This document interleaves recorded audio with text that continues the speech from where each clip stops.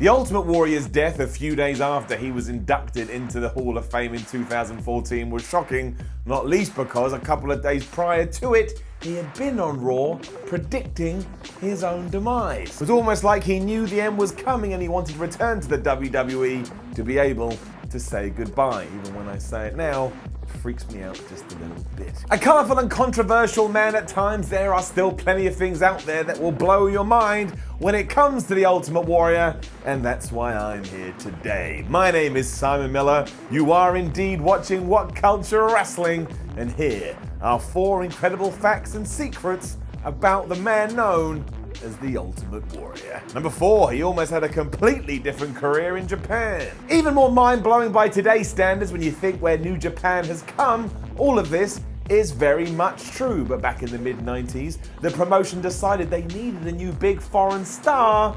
The only question was who they would get to fill a certain role. The name was no problem as they had that already, and yes, it was indeed going to be Big Van Vader. They just needed somebody to step into those shoes. They'd even gone out of their way and got famous manager Takeshi Kitano to agree to be part of it. And if you are thinking, I'm wondering if that's the same guy who was associated with Takeshi's Castle, which is a brilliant show by the way, you'd be absolutely right. In short, it was a badass opportunity, plus it had a cool looking mask good to go, and the entrance was going to be full of smoke and special effects. Furthermore, whoever would become Vader had already been earmarked to destroy the company's top star, and that of course was Antonio Inoki. So basically, if you landed this, you were probably about to become one of the biggest things in pro wrestling. So with all this in mind, and after seeing somebody known as Jim Dingo Warrior Hellwig, everybody went to themselves, we have found our guy. As we know, that's not what happened. Instead, Hellwig decided to join the WWE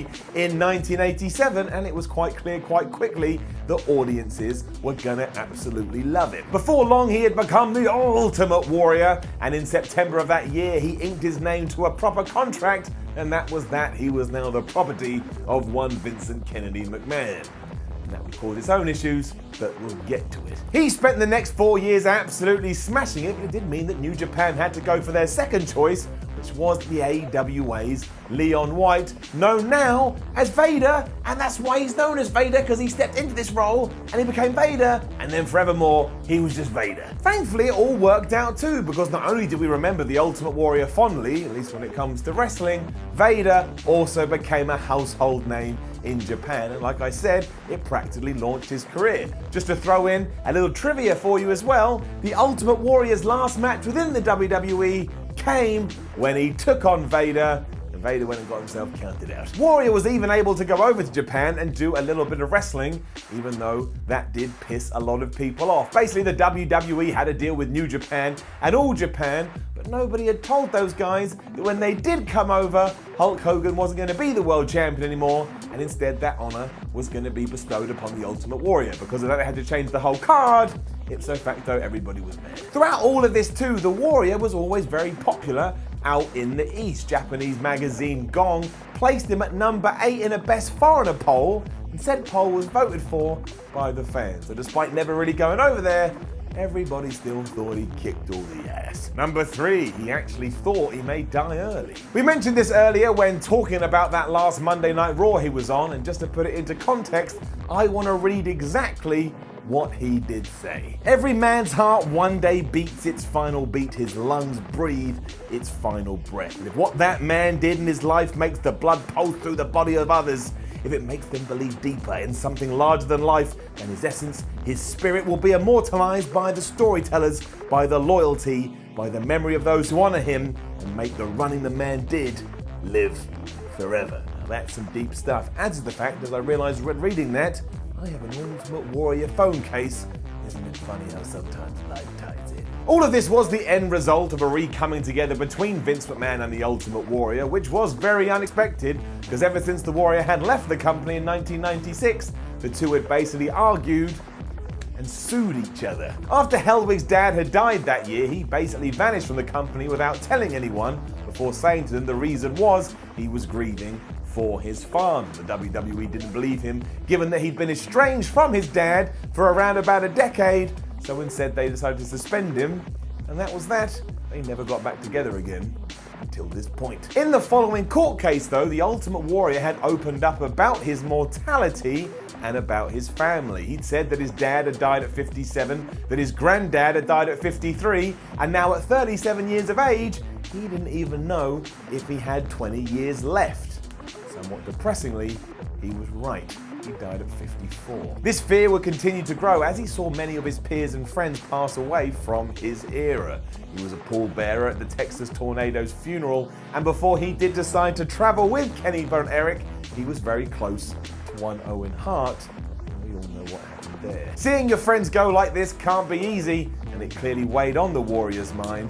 And it absolutely sucks that now when we take a look back, Jim Hellwig was absolutely right. Number 2, he was uniquely protected throughout his career. That may sound obvious, but the key word in that sentence is, of course, unique. The Ultimate Warrior wrestled well over 1,000 times for the WWE, but from day one, Vince McMahon knew what he had, so he went out of his way to protect him. I mean, going back to that WWE Japan collaboration we talked about before, Vince McMahon only had one, technically two demands. Hulk Hogan couldn't lose, and neither could the Ultimate Warrior. Vince also realized the pros and cons when it came to one of his biggest stars, and he adjusted to suit. Warrior never worked long matches, and while there are no official statistics, you can probably go out there and gather evidence which proves that the length of his promos and his entrance lasted longer than most of his matches. In fact, the average for an Ultimate Warrior match throughout his tenure was 5 minutes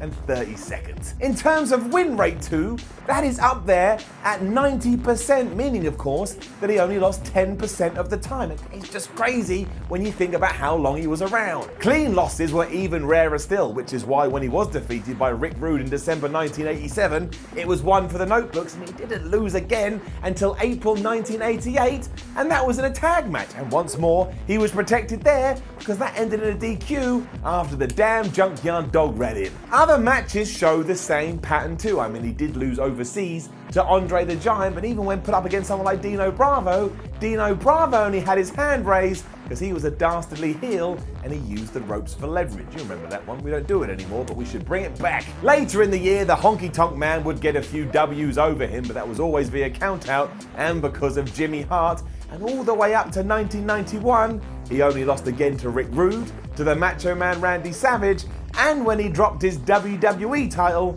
to Sergeant Slaughter. It wouldn't be until August 1992 until he suffered defeat again, but once more, that was in a tag team match with the Macho Man Randy Savage, taking on the Nasty Boys, and the only reason they did lose is because the Nasties used every weapon under the sun, and our two good guys got counted out. That don't count as a real loss. During his brief WWE comeback, he's still able to get a win over Vader that we already talked about, and then when he went to WCW, he did lose to Hulk Hogan. That was only because the Immortal One had to get his win back, and also, nobody was the victor in that nightmare. If you've never seen it, don't bother. And he was able to keep this up as he traveled across the world wrestling, and for over 4 years in the biggest promotion there was.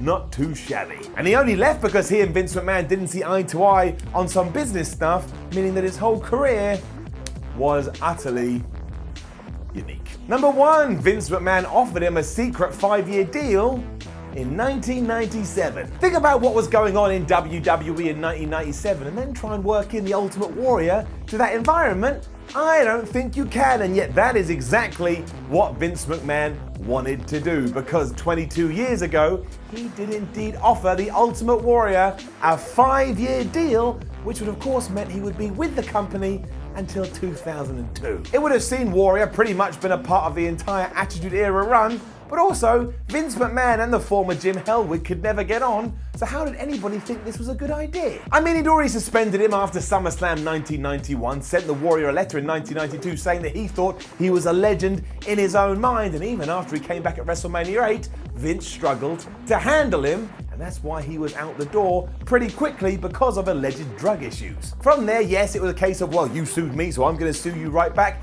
and yet even then they still somehow brokered a deal for the Ultimate Warrior to return at WrestleMania 12. That was meant to be an 18-month deal, but as we've already underlined, that didn't work either. He no-showed a bunch of events, And that was that. It was goodbye to the Ultimate One once more. But hey, it's a year down the line. Let's offer him something new. Mostly because of the pressure from WCW, Vince McMahon didn't want to see another of his prized assets drop the pond, so this is what he did. He said, Mr. Warrior, I will give you a guaranteed contract of $750,000 a year, plus royalties, and you've only got to work 14 days a month. It didn't work out, and who the hell knows why, but I bet when the Ultimate Warrior did turn up in World Championship Wrestling, McMahon could start to rest easy again, because while his first ever promo did draw a monster rating, this is the graph that happened ever since he said those words. And again, he then had that match with Hogan at Halloween Havoc, and in case I didn't make it clear earlier, it is utterly terrible. I mean terrible, I mean really bad. That was the last that we'd see of the Ultimate Warrior in WWE until 2014, where yes, he did get inducted into the Hall of Fame and then passed away a few days later. It's just the most crazy ending to a crazy career, but it will always mean, regardless, we won't forget the Ultimate Warrior. And I was actually able to meet him around that same time, and even though there are plenty of stories out there, he was very kind and he was very humbled that I and a bunch of other people were excited to say hello. Doesn't excuse him for what he said and for what he did. I'm just giving you the information. Now, don't forget to leave a comment below and let us know what you think about the Ultimate Warrior's crazy career. Like, share, and subscribe. Head over to WhatCulture.com, read yourself some articles. Follow WhatCulture on Twitter, WhatCulture WWE. Make sure you go and read more articles on WhatCulture.com and watch more videos here on WhatCulture Wrestling. My name is Simon from WhatCulture. Thank you for watching this little bit of a different video here on WhatCulture, focusing on stars from the past and maybe things you did or didn't know. Hopefully we can do more down the road, and you know I'll be seeing you then.